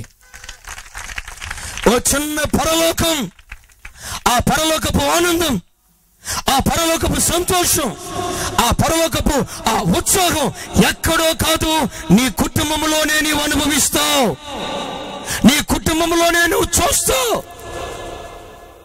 ఇలా ప్రజలను బంధించే శక్తి దేనిలో ఉందో తెలుసా? మృదువైన మాటలోనే ఉంది. యేసయ్య లోకాన్ని దేనితో జయించాడో తెలుసా? దయగలిగిన మాటతో జయించాడు. యేసయ్య లోకాన్ని ఎలా జయించగలిగాడో తెలుసా? ఈ జయవీరుడు జయించడానికి కలిగిన కారణం ఆయన మాట ఎప్పుడు మెత్తనిదిగా దయగల మాటలు మాట్లాడుతూ ఉండేవాడు. ప్రైస్తలో ఓసారి ఆమె, అయ్యగారు మా కోడలు అస్సలు సరిగ్గా ఉండలేదు, ఒక్కసారి వచ్చి ప్రార్థన చేయండి అయ్యగారు, కోడలతో ఏగలేకపోతున్నాం అయ్యగారు, ఒక్కసారి వచ్చి ప్రార్థన చేయండి అని. సరే వస్తానే 1 రోజుల తర్వాత వెళ్ళా. కూర్చోబెట్టింది, కాఫీ ఇచ్చింది, మాట్లాడుతా అయ్యగారు మా కోడల గారు ప్రార్థన చేయండి అని చెప్పి మా పిల్లల్ని పరిచయం చేస్తాను అయ్యగారు అంది. సరే పరిచయం చేయమ్మా అన్న. ఈలోపు ఆ తల్లి ఆ ప్రక్కనే కుర్చీ మీద కూర్చొని, పెద్ద ఆవిడ, ఒక 60 సంవత్సరాలు ఉంటుంది, ఆ పెద్ద ఆవిడ ఆ పిలుస్తూ ఉంది, రే చిన్నబాబు అయ్యగారు వచ్చాడు రా, వందనాలు చెప్పు అంది. చిన్న బాబు అంది. నేను చిన్నబాబు అంటే మనమని పిలుస్తుందేమో ఏమో అనుకొని, ఎవర్రా ఈ చిన్నబాబు అనుకొని ఆసక్తిగా చూస్తున్నాను. ఆడు 6 అడుగులు ఎత్తుండాడు, వాళ్ళ కొడుకంట కనీసం 160 కిలోలు బరువు ఉంటాడు. ఆ కొడుకు ఏమని పేరు పెట్టి చిన్న బాబు అంది. తల్లి ప్రేమగా పిలవాలి, ధర్మం అది, ఆ ధర్మం అది. ఎంత ప్రేమగా పిలిస్తే అంత మంచిది. చిన్న బాబు అంది. ఆ గొలియాతు లాంటి మనిషి వచ్చి వందనాలు పాస్టర్ గారు అన్నాడు, వెళ్ళిపోయాడు. ఆ తర్వాత చిన్నబాబుని అయిపోయిన తర్వాత బుజ్జి అంది. వాళ్ళ కూతురు అనుకుంటా. సరే వాళ్ళ కూతురు ఏమో అనుకున్నాను, నిజంగా నేను అనుకున్నట్లుగానే వాళ్ళ కూతురు వచ్చింది. అమ్మా బుజ్జి తల్లి అమ్మ బుజ్జి తల్లి అయ్యగారికి వందనాలు చెప్పమ్మా అంది. ఆమె చాలా సౌమ్యంగా చాలా దీనంగా బుజ్జి తల్లి నిజంగానే బుజ్జి తల్లిలాగానే ఇలా చేతులు జోడించి వందనాలు అయ్యగారు అంది. వెళ్ళిపోయింది. వెళ్ళిపోయిన తర్వాత సోనీ కమ్ హియర్ అంది. సోనీ కమ్ హియర్ అంది. ఈ సోనీ ఎవర్రా బాబు, ఇంక ఇద్దరు పిల్లలే అంది కదా, ఈ సోనీ ఎవర్రా అని నేను అంటూ ఉండే. సోనీ కమ్ హియర్ అంది. నేను ఈ సోనీ ఎవర్రని చాలా ఇంట్రెస్ట్ గా చూస్తున్నాను. ఎంతకీ ఈ సోనీ ఎవరై అంటే బొచ్చు కుక్క పిల్ల. ఆ కుక్క పిల్లకి ఏం పెట్టుకున్న పేరేంటో తెలుసా? సోనీ అని పెట్టుకుంది. ఎంత ముద్దుగా పిలిచిందో సోనీ అంది. వచ్చేసింది సోనీ. అంతే. నిజంగా ఎట్లా ట్రైన్ అప్ చేసిందో నాకు తెలియదు, కానీ కావాలంటే ఆమె అడ్రస్ ఇస్తాను, అడగండి మీరు. నేను అడిగాను ఏంటమ్మా ఆ సోనీ రానే వచ్చింది అంతదే, అయ్యగారికి నమస్కారం పెట్టు అంది. ఆ బొచ్చు కుక్క పిల్ల ఒక కాలు నేల మీద వేసి ఒక కాలు ఇలా పైకి లేపి నాకు షేక్ హ్యాండ్ ఇస్తుంది. మరి భలే ట్రైనింగ్ చేసిందిరా ఈ ముసలావిడ, భలే ట్రైనింగ్ చేసిన. నేను ఆశ్చర్యపోయానండి, నిజంగా ఆశ్చర్యపోయాను. ఎంతకి కొడుకుని పిలిచింది, కూతుర్ని పిలిచింది, కుక్క పిల్లని పిలిచింది, కోడలు పిలవలేదేంటి అనుకునే లోపో అయ్యగారు మా కోడల కొరకు గట్టిగా ప్రార్థన చేయాలి, మీరు గట్టిగా ప్రార్థన చేయాలి, మీరు ప్రార్థన చేస్తే మారుతుందని నాకు నమ్మకం ఉందయ్యా, గట్టిగా ప్రార్థన చేయాలా అంది. సరేనమ్మా మీ కోడలను పిలువన్నాను. కోడలను పిలువమ్మా అన్నాను. నేను కోడలను పిలవమని ఇట్లా గొంతు సవరించుకొని సింహంలాగా గర్జిస్తా. ఏమే నిద్రమోహం దానా, ఎక్కడున్నావు, ఇటు రావే, అయ్యగారు వచ్చి వందనాలు చెప్పు అంది. గొలియాతు లాంటి 6 అడుగులు కొడుకునేమో బుజ్జిబాబు చిన్నబాబు అంది. పెండ్లై 4-5 పిల్లలున్న కూతుర్నేమో బుజ్జి తల్లి అంది. చివరికి కుక్క పిల్లను కూడా సోనీ అని పేరు పెట్టి పిలిచింది. కోడల దగ్గరకు వచ్చేసరికి ఏమే నిద్రమోహందానే, కోడలను పట్టుకొని ఏమందండి. నేను అప్పుడు మనసులో అనుకున్నాను, మీ కోడలు కాదమ్మా, మారాల్సింది నువ్వేనమ్మా, నువ్వు మారితే కోడలు మారిపోద్దమ్మా అని మనసులో అనుకున్నా. పైకి అనలేదులేండి. అది చూడండి, ఆ సంబోధన చూడండి. నేను అర్థం కాక ఏమిటి విషయం పరిస్థితి అని ఒకరోజు మాట్లాడుతూ అలా అడుగుతా నేను అడిగాను, అమ్మా ఎందుకు మీ అత్త అలా, అసలు ఏమైంది, ఏమిటి పరిస్థితి అని అడిగితే ఏమండి ఏం లేదులేండి ఆ చెల్లి దాటేస్తా ఉంది. సరే వాళ్ళ ఆ ముసలాం దగ్గరికే వచ్చా. ఎందుకమ్మా మీ కోడల మీద అంత కోపం అన్నాను. అయ్యగారు వారం రోజుల క్రితం అన్నం వండింది, అన్నంలో ఏం వచ్చిందో తెలుసండి, వెంట్రుకు వచ్చింది, తల వెంట్రుకు వచ్చింది. దానికి భయం ఉందో ఏదేదో మాట్లాడింది. నాకు అప్పుడు అనిపించింది, ఏమి నోరు సరైనది కాకపోవటాన్ని బట్టే కుటుంబంలో ఈ పరిస్థితులు దాపురించాయని నాకు అర్థమైపోయి ఆ రోజు నుంచి నేను అంతవరకు ఏమని ప్రార్థన చేస్తాను తెలుసా? కోడలు మార్చాయని ప్రార్థన చేసి నేను, అయ్యా కోడల్లో ఏ తప్పు లేదు, మారాల్సిందంతా ఈ ముసలత్తేనయ్యా, ఈ ముసలత్త మారితే కోడలు మారిపోతాయి ఆటోమేటిక్గానని అత్త కొరకు ప్రార్థన చేయటం ప్రారంభించాను. వాక్యం వింటున్న పిల్లలారా నా మాట గమనించు. మృదువైన మాటతో నీ భర్త హృదయాన్ని నువ్వు గెలుస్తావంతే. మృదువైన మాటతో నీ తండ్రి హృదయాన్ని గెలుస్తావంతే. మృదువైన మాటతో నీ భార్య హృదయాన్ని నువ్వు దోచుకోగలవంతే. ఈ మృదువైన మాట నీవెంత ప్రయత్నించినా నీకు రాదు. కానీ నీకేం కావాలో తెలుసా? బైబిల్లో ఒక మాట రాసింది, బలిపీఠములో నుండి అగ్ని బయలుదేరి నా నాలుకను తాకిన వెంటనే నా నాలుక పరిశుద్ధమై నా నాలుక పరిశుద్ధమైన నాలుకగా మార్చబడింది. హల్లెలూయా. నీ మాట తీరు మారాలంటే బలిపీఠములో నుండి పుట్టిన అగ్ని నీ హృదయంలోనికి రావాలి. ఏమిటయ్యా బలిపీఠం మీద నుండి పుట్టిన అగ్ని అంటే? ఆ బలిపీఠం మీద నుండి పుట్టిన అగ్ని పరిశుద్ధాత్మ శక్తి. హల్లెలూయా, హల్లెలూయా. ఆత్మ మేడగది మీదకు దిగి వచ్చేటప్పుడు కూడా ఆత్మ ఎలా వచ్చిందో తెలుసా? అగ్ని స్వరూపములోను విభాగించబడిన నాలుక. ఆత్మ నీలోనికి వస్తే ఆత్మ జరిగించే ఆ శక్తి కలిగిన కార్యం ఏంటో తెలుసా? నీ మాట తీరును చీల్చివేస్తుంది. నీ నాలుకను చీల్చివేసి ఏది మాట్లాడాలో అదే మాట్లాడనిస్తుంది, ఏది మాట్లాడకూడదో బంధిస్తుంది. ఆ మాట మాట్లాడేటప్పుడు ఏ మాట నీ పెదవుల నుంచి రావాలో ఆ మాట మాట్లాడేటట్లుగా ఆత్మ నిన్ను పురికొల్పుతూ వస్తుంది. అలా ఆత్మ నిన్ను పురికొల్పునట్లుగా వాక్యం వింటున్న సహోదరుడా, ప్రభు పేరిట మనవి చేస్తున్నాను, ఆత్మపూర్ణుడిగా నువ్వు మార్చబడు, ఆత్మవశునిగా మార్చబడు. ఆ ఆత్మ నీ హృదయంలోనికి దిగిన ఆ రోజు నీ హృదయము, నీ నాలుక మృదువైన మాటలు మాట్లాడుతూ నీ కుటుంబాన్ని ఓ పచ్చని బయలుగా నీవు మార్చుకోగలవు. హల్లెలూయా. చివరి మాట చెప్తాను. యోబుని చూసి అంటాడు, యోబు, నీ కుటుంబీకులు భూమి మీద పచ్చిక వలె విస్తరిస్తారు. ఒకవేళ ఈరోజు నీ శరీరం మృతతుల్యమైపోయి ఉండొచ్చు. యోబు, ఇప్పుడు నువ్వు చనిపోవు. పనులు తన కాలమందు ఇంటికి వచ్చినట్లుగా పూర్ణ వయస్సు గలవాడవై నీవు సమాధికి చేరతావు అంటాడు. యోబులో నీతి, ప్రార్థన, సాధు చేయబడిన నాలుక. చివరి మాట, యోబు గుండెల్లో తాను ఆరాధించే దేవుని పట్ల అచంచలమైన విశ్వాసం. మామూలు విశ్వాసం కాదండి. కొలతతో, కొలబద్దికతో, ఒక కొలబద్దకను తీసుకొని అతని విశ్వాసాన్ని మనం కొలవలేం. అన్ని పోగొట్టుకున్నాడు. బూడిదలో ఏ స్థితిలో యోబున్నాడో తెలుసండి.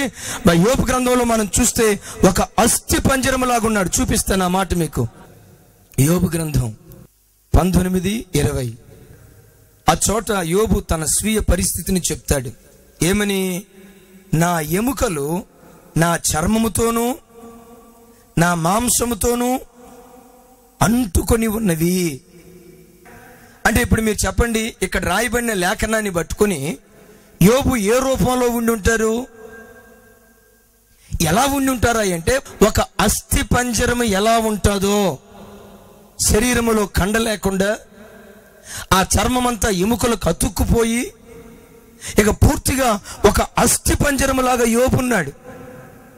శరీరం అంతా కుళ్ళిపోయింది. ఓ చోట అంటాడు, నా శరీరము పురుగుల చేత కప్పబడిను, పురుగులే నాకు సమీప బంధువులాయను అని మాట్లాడతాడు. అంటే అతని శరీరం అంతా పురుగులతో కప్పబడి ఆ పురుగులు అతని మాంసాన్ని తినటాన్ని బట్టి ఇప్పుడు మాంసమే లేక పూర్తిగా అస్థి పంజరముగా యోబున్నాడు. అస్థి పంజరముగా యోబున్నాడు. చూసిన వారెవరు అతడు బ్రతుకుతారని మాట్లాడట్లేదు. చూసిన వారెవరు అతనికి మరలా ప్రాణం వస్తుందని ఎవరు మాట్లాడలేకపోతున్నారు. చూసిన వారందరూ ఇవాళ రేపు, ఇవాళ రేపు, ఇవాళ రేపు, ఇవాళ రేపు యోబు యొక్క మరణ వార్త మనం వినబోతున్నాం అనే మాటలు ఊసు దేశం అంతా వ్యాపిస్తూ వచ్చాయి. అలాంటి దుర్భరమైన శల్యములో ఉండి, అలాంటి బలహీనమైన శరీరములో ఉండి బూడిదలో పడిపోయి యోబు ఏమంటాడో తెలుసా? నా విమోచకుడు సజీవుడనియు, తర్వాత ఆయన భూమి మీద నిలుచుననియు, ఆయన భూమి మీద నిలిచిన తర్వాత ఈ శరీరము బాగుపడి సంపూర్ణమైన ఆరోగ్యవంతమైన శరీరముతో నేను నా దేవునిని చూస్తాను. చదవండి ఆ మాట. ఇలాగూ నా శరీరము చీకిపోయిన తర్వాత శరీరముతో నేను దేవునిని చూచెదను. చప్పట్లు కొడదాం గట్టిగా. హల్లెలూయా. ఇలాగూ నా శరీరము కుళ్ళిపోయినా, ఇలాగూ నా శరీరము క్షీణించిపోయినా, ఇలాగూ నా చర్మము పూర్తిగా అణగారిపోయిన తర్వాత మరలా సంపూర్ణమైన ఆరోగ్యవంతమైన శరీరముతో నేను దేవునిని చూస్తాను. ఎవరో కాదు, ఎవరో కాదు, ఎవరో కాదు, నా మట్టుకు నేనే దేవుని ముఖాన్ని చూస్తాను. Praise the Lord. చూడండి, నేను చెప్పే మాట ఉన్నది బూడిదలో గాని బూడిదలో పరుండి సింహగర్జన చేస్తూ ఉన్నాడు. విశ్వాసపు వాక్కు మాట్లాడుతూ ఉన్నాడు. ఏమంటున్నాడో తెలుసా? ఈ రోజు నేను బూడిదలో పడిపోయినా, బూడిదగా నా పరిస్థితులు మిగిలిపోయినా, నేను ఆరాధించే నా దేవుడు, నా విమోచకుడు సజీవుడు. మరలా ఆయన నన్ను బ్రతికిస్తాడు, మరలా నాకు క్షేమాన్ని ఇస్తాడు ఆ క్షేమాన్ని అనుభవిస్తాను. ఆ క్షేమాన్ని అనుభవించి మీ అందరి కన్నుల ఎదుట ఒక సాక్ష్య బిడ్డగా నేను ఉంటాను. Praise the Lord. సహోదరి, సహోదరుడా, వాక్యం వింటున్న తమ్ముడు, వాక్యం వింటున్న తండ్రి, దయచేసి ఒకసారి గమనించు. ఈరోజు ప్రార్థనకు వచ్చిన నీ బ్రతుకులో యోబులాగా అన్ని పోగొట్టుకుని బూడిదలో పడిపోయేవేమో. బూడిద తప్ప, కన్నీరు తప్ప నీ బ్రతుకులో మరి ఏమీ నీకు మిగలలేదేమో. బూడిదను చూసి ఆడవకు. రోగగ్రస్తమైన శరీరాన్ని చూసి నీవు నిందించుకోకు. నీ చుట్టూ ఆవరించిన పరిస్థితులు వాటిని గమనిస్తూ, అయ్యో నా బ్రతికేమిటి ఎలా అయిపోయింది, చేయి తీసుకొని ఆ నుతిని మీద బాదుకుంటూ, నా కర్మిది, నా తలరాతిది, నా బ్రతుకు శాపగ్రస్తమైన బ్రతుకని ఒకవేళ నిన్ను నీవు నిందించుకుంటూ ఈ ప్రార్థనకు వచ్చావేమో. యేసయ్య రక్తముతో కడగబడిన మనం ఎవరిమో తెలుసా? ఆశీర్వదించబడిన జనాంగానిమి. ఆశీర్వదించడానికి ఆయన పిలిచాడు, కానీ నేను శాపానికి పిలవలేదు. ఆ కలువరి శిలువలో నీ శాపమంతా దేవుడు కొట్టివేశాడు. బైబిల్లో ఏమని రాసిందో తెలుసండి? ఇశ్రాయేలీయులను దీవించుట యెహోవా దృష్టికి మంచిదై ఉన్నది.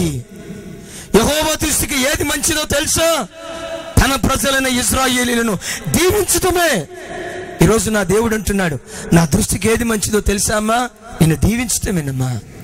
నీ పిల్లల్ని దీవించటమేనయ్యా బాబు. నేను దీవించటమే నా మనసులో ఉన్న ఆలోచన. నిన్ను శపించడానికి పిలవలేదు. శాపగ్రస్తమైన జీవితానికి నెట్టివేయటానికి నిన్ను పిలవలేదు. నా అనువనువు నా దాగి ఉన్న ఒకే ఒక ఆలోచన, నీవు, నీ కుటుంబము, నీ పిల్లలు ఈ భూమి మీదే పచ్చిక వలె విస్తరించాలి. Praise the Lord. గట్టిగా హల్లెలూయా. నీలో నాలో ఉండాల్సింది ఏమిటో తెలుసా? ఒకే ఒకటి, నీవు ఆరాధించే నీ దేవుని పట్ల అచంచలమైన విశ్వాసం ఉండాలి. బూడిదను చూసి అయిపోయింది నా బ్రతుకు, బూడిద పాలైపోయాను. శరీరాన్ని చూసి ఇక చనిపోయిన అయిపోయింది నా పని అన్నట్లుగా కాదు, కానీ బూడిదలోనే పడిపోయి ఏదో ఒక రోజు నాకు కుదురుబాటు కాలం వస్తుంది. ఆ కుదురుబాటు కాలం వచ్చినప్పుడు దేవుడు అన్ని చక్కదిద్దుతాడు. నేను ఎంత కన్నీటిని అనుభవించానో అంత ఆనందాన్ని దేవుడు ఇవ్వబోతున్నాడు. ఎంత వేదన అనుభవించానో అంత ఓదార్పును దేవుడు ఇవ్వబోతున్నాడు. ఎంత ఉగ్రతను, ఎంత వేదనాభరితమైన పరిస్థితులను నేను అనుభవించాను.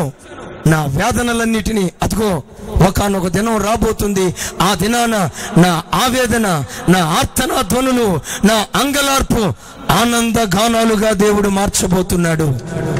Receive it. దీన్ని పొందుకో. బయలుదేరి విశ్వాసంతో నీ గుండెల్లో దేవుని మీద విశ్వాసాన్ని చావనివ్వకు.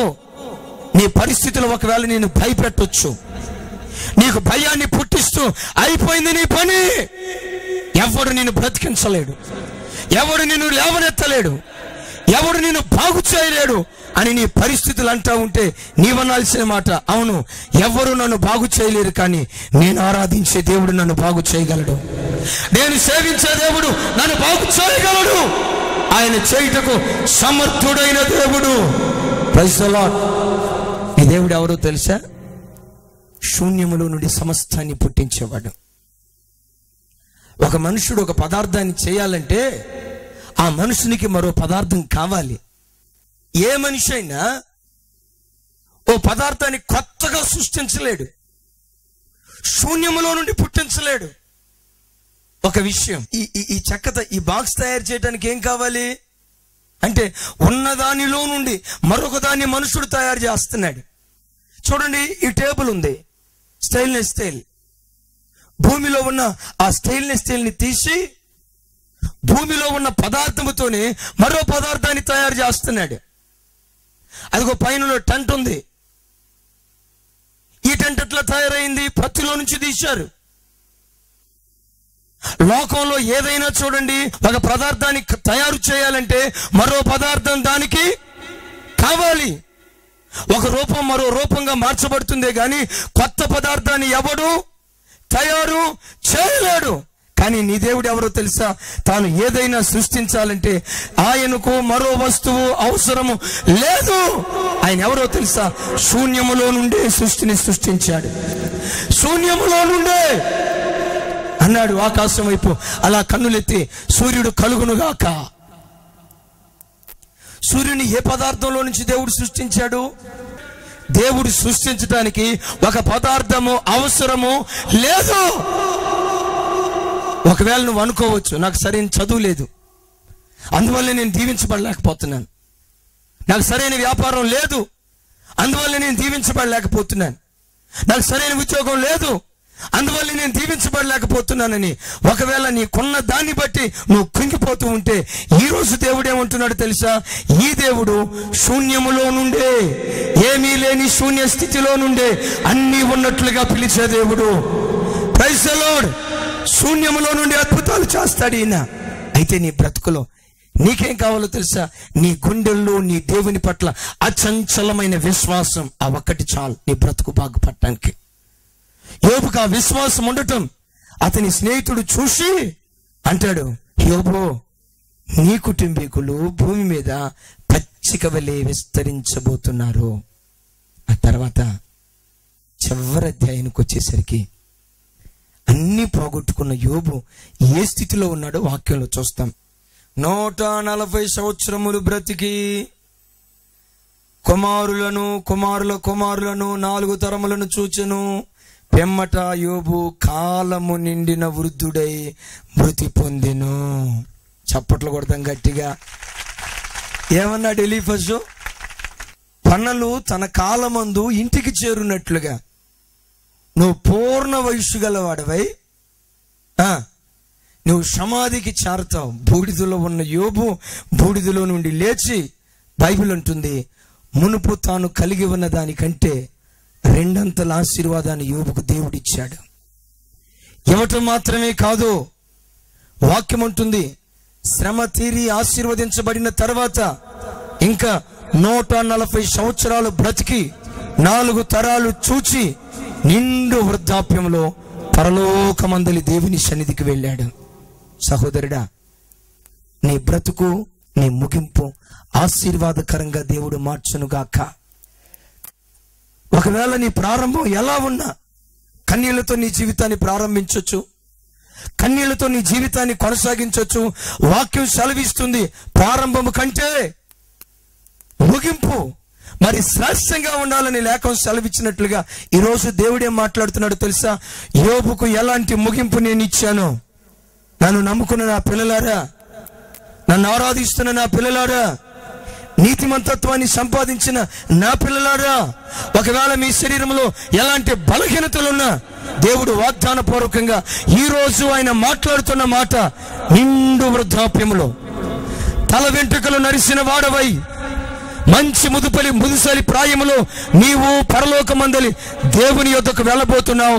అదే నీ నిత్య నివాస స్థలము. ఆ పచ్చిక కలిగిన ఆ పరలోక స్థలానికి వెళ్ళే వరకు ఈ భూమి మీద నీ బ్రతుకు దేవుడు ఈ రోజు నుంచి ఈ భూమి మీద నీ కుటుంబీకులను పచ్చిక వలె దేవుడు విస్తరించునుగాక. ఆమేన్. అందరం ఒక్కసారి మోకరించుదాం. రాబో దినాల్లో నా కుటుంబం ఎలా ఉంటుంది, ఎలా ఉండబోతుంది, ఎలా ఉంటుంది నా కుటుంబం అని ఆలోచిస్తూ వస్తే దేవుడు అంటున్నాడు, ఈ భూమి మీద, ఇదే భూమి మీద నీ కుటుంబీకులు పచ్చిక వలె విస్తరించబోతున్నారు, పచ్చిక వలె మారబోతున్నారు. సారవంతమైన మైదానములో నిన్ను కరుణ పెట్టబోతున్నాడు. అదిగో అన్నిటికీ కుదురుబాటు కాలం వచ్చింది, అన్నిటికీ కుదురుబాటు కాలం వచ్చింది. ఒక రోజు ఉంది, కుదురుబాటు రోజు. ఒకవేళ ఈ రోజు ఈ కుటుంబ ఆశీర్వాద ప్రార్థనకు వచ్చిన నీ కుటుంబంలో ఎవరైనా నీతి తప్పిన వాళ్ళు ఉన్నారేమో. యేసయ్య రక్తపు శక్తిని గురించి విన్నావు. ఆ రక్తపు శక్తి నిశ్చయముగా పాపపు బానిసత్వము నుంచి విడిపించగలదు. ప్రభుని అడుగు, ఆ రక్తపు శక్తి నా భర్తలో జరగాలయ్యా, నా పిల్లల్లో జరగాలయ్యా, నా కుటుంబంలో జరగాలయ్యా. మీ రక్తము ద్వారా నా కుటుంబానికి విడుదల కావాలి. అడుగు దేవుణ్ణి, అడుగు దేవుణ్ణి. ఇది ప్రార్థనా కూడిక. అడుగు దేవుణ్ణి. యేసయ్య రక్తపు శక్తి కేవలం గొర్రెపిల్ల రక్తమే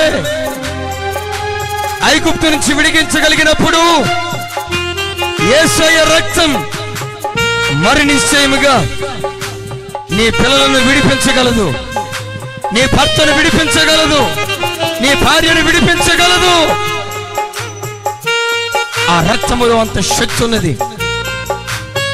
అది సదాకాలము నిలిచే రక్తం, సదాకాలానికి సంబంధించిన బలి. నీ మాటలు ఏవి చేయలేకపోయాయో యేసయ్య రక్తం అది చేయగలదు. నీ బుద్ధి మాటలు ఏమి చేయలేకపోయాయో యేసయ్య రక్తం అది చేయగలదు.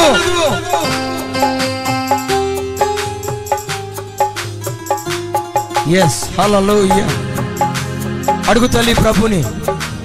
నా పిల్లల కొరకు ప్రార్థించే తల్లిగా ఉంటానయ్యా, నా పిల్లల కొరకు ప్రార్థించే తండ్రిగా ఉంటానయ్యా. ఆ ప్రార్థనాత్మ ఎక్కడే, ఈ స్థలములోనే నా మీద కుమ్మరించు, నా మీద కుమ్మరించు, నా మీద కుమ్మరించు.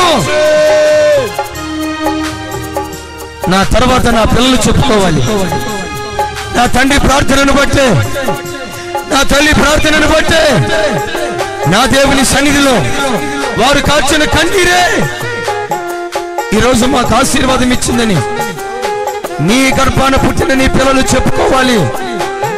నా తండ్రి తాగుబోతని చెప్పుకోకూడదు నీ పిల్లలు, నా తండ్రి తిరుగుబోతు అని చెప్పుకోకూడదు, నా తండ్రి చెడిపోయిన వాడని చెప్పుకోకూడదు. నా తండ్రి యెహోవా యందు భయభక్తులు కలిగిన వాడు, నా తల్లి యెహోవా యందు భయభక్తులు కలిగినది. ఇవే శబ్దాలు నీ పిల్లల్లో వినపడాలి. ఆ మెత్తనైన మాట నాకు ఇవేసయ్యా. పుట్టించయ్యా నా గుండెల్లో విశ్వాసం, పుట్టించయ్యా విశ్వాసం, పుట్టించయ్యా విశ్వాసం. yes పుట్టించయ్యా. రావ్ షబా నా తిరావ్ షబా రిబిలా షమాలావ్ తిరా. నీ బ్రతుకు బూడిదిగా మిగిలిపోయిందేమో, నీ కుటుంబం బూడిద వలె మారిపోయిందేమో. బూడిదలో ఉండే మాట్లాడు. నా విమోచకుడు సజీవుడు, ఏదైనా ఆయన చేయగలడు. రెప్పపాటు కాలములో నా పరిస్థితులు మార్చగలడు. దేవునికి ఆధారం అవసరం లేదు. దేవుడు ఒక దాన్ని సృజించడానికి మరో పదార్థం దేవునికి అక్కడ లేదు. శూన్యములో భూమిని వేలాడదీశాడు, శూన్యములో భూమిని నిలవబెట్టాడు. నీ బ్రతుకు జీవనాధారం లేకపోయినా, అయ్యో నాకు ఆధారం లేదే, ఎలా నేను బ్రతికేది, ఎలా ఈ పిల్లల్ని పెంచేది, ఎలా ఈ కుటుంబాన్ని పోషించుకునేది, అయ్యో నా కుటుంబాన్ని ఎలా నడిపించుకునేది. నీ ఉద్యోగం కాదమ్మా, దేవుడే నీ కుటుంబానికి ఆధారం అయి ఉన్నాడు. దేవుడే నీ కుటుంబానికి ఆధారం అయి ఉన్నాడు. అదిగో సమూయేలు అంటున్నాడు, ఇశ్రాయేలీయులకు ఆధారుడు నరుడు కాడు, సైన్యములకు అధిపతిగా యెహోవాయే. పరిశుద్ధుడైన తండ్రి, చాచిన ప్రతి హస్తాన్ని చూస్తున్న గొప్ప దేవా, యెహోషువపాతు మాట జ్ఞాపకం చేసుకుంటున్నాం. ఇంత గొప్ప సైన్యమును ఎదిరించుటకు మాకు శక్తి సరిపోదు. ఏం చెయ్యాలో మాకు తోచదు, అసలు ఏం చెయ్యాలో మాకు తోచదు. నీవే మాకు దిక్కయ్యా, నీవే మాకు దిక్కయ్యా, నీవే మాకు దిక్కయ్యా. మా దిక్కు నీవే నాయనా. అయ్యా, ఈ చాచిన చేతులకి నీవే దిక్కుగా ఉండు నాయనా. కుటుంబ పరిస్థితులు ఏదైనా కానీ, ఏ సమస్యతో ఆ కుటుంబము పీడించబడుతున్నప్పటికీ నీవే దిక్కుగా మారిపోపరవ్వా. వారి దిక్కును మార్చడానికి వారి దిక్కులోకి నువ్వు వెళ్ళు నాయనా. ప్రతి హస్తాన్ని బలపరచండి, ప్రతి కుటుంబాన్ని బలపరచండి. ఏ సమస్య, ఏ విధంగా వచ్చినప్పటికీ నీ రక్త ప్రభావంతో ఈ రోజున ప్రతి సమస్య కడగబడునుగాక తండ్రి. ప్రతి సమస్య కుటుంబంలోంచి బయటికి వెళ్ళిపోవునుగాక. ఓ నువ్వున్న ఇంట సంతోషమే, నువ్వు ఉన్న ఇంట సమాధానమే, నువ్వు ఉన్న ఇంట ఆనందమే. ప్రతి గృహము అనుభవించాలి తండ్రి, ప్రతి వ్యక్తి అనుభవించాలి. దేవానికి స్తోత్రములు చెల్లిస్తున్నాం. అలాంటి కన్నీటిని నాట్యముగా మార్చబోతున్నందుకు మీకు వందనాలు. నువ్వు చేయబోతున్న ప్రతి కార్యమును బట్టి నీకు స్తోత్రాలు నాయన. నెమ్మదిని, గొప్ప సమాధానమును, గొప్ప విడుదలను ప్రతి కుటుంబం అనుభవించాలి. అద్భుతం జరగాలి ప్రభా. విశ్వాసంతో నీ పిల్లలు వెళుతున్నప్పుడు ఆనందంతో వారిని నింపండి ప్రభా. ఏ కార్యము బట్టి ప్రార్థిస్తున్నారో యేసు నామములో ఆ కార్యము సఫలపరచబడునుగాక. తండ్రి, నీ వాగ్దానపు మాటలు మరొకసారి మాతో మాట్లాడావు. ఎంతో చక్కని రీతిలో నీ మృదువైన మాటలు మరొకసారి వినిపించావు. ధైర్యాన్ని ఇచ్చాయి, నెమ్మదినిచ్చాయి, సమాధానాన్ని ఇచ్చాయి, మాలో విశ్వాసాన్ని పెంచాయి. ఆ విశ్వాసంతో కడవరకు నమ్మకస్తులుగా బ్రతికినట్లుగా సహాయం చేయి తండ్రి. నీకు వందనాలు చెల్లిస్తున్నాం. అద్భుతమైన రీతిలో జరిగించిన దేవా మీకు స్తోత్రాలు చెల్లిస్తున్నాం. ప్రతి బిడ్డతో మాట్లాడిన దేవా నీకు స్తోత్రాలు చెల్లిస్తున్నాం. అయ్యా, ఇప్పుడు వరకు నడిపించినందుకు వందనాలు. ఇక ముందు కూడా మమ్మల్ని నడిపించబోతున్నందుకు నీకు స్తోత్రాలు చెల్లిస్తున్నాం. మా ప్రభును ప్రియరక్షకుడైన యేసయ్య సర్వశక్తి కలిగిన నామమున ఈ మనవులన్నిటినీ అడిగి వేడుకుంటున్నాం మా పరమ తండ్రి. ఆమేన్, ఆమేన్, ఆమేన్. మా అడ్రస్ మాన్యుయల్ మినిస్ట్రీస్, చీడిమెట్ల, హైదరాబాద్ 55. మీ ప్రార్థనా అవసరతల కొరకై మా ఫోన్ నంబర్లు 9401471446, 8801244825. మన ప్రభు అయిన యేసుక్రీస్తు నామములో మీ అందరికీ శుభాభివందనములు తెలియచేస్తూ ఉన్నాము.